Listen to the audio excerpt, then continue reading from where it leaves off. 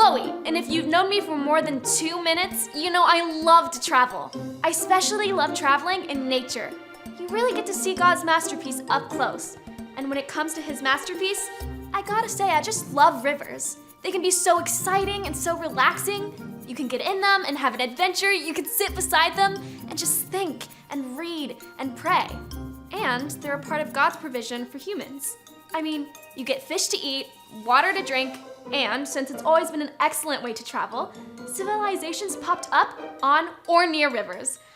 I'd love to visit every river in the world, but I've got my eyes set on one of the most famous rivers in the world, the Nile. I mean, what? Can you imagine getting to see the Nile River up close? The Nile is what made Egyptian civilization possible. What? Oh, you heard me. And Herodotus agrees with me. He's the ancient Greek writer who said Egypt was the gift of the Nile. Because of the Nile, Egyptians had fish to eat, and good fertile land to grow crops. And the Nile had to have been inspiration for them to learn to use irrigation ditches, which helped increase production and their food supplies. This whole process became so important that people had to do it to survive. What? You mean they die without it? Yep.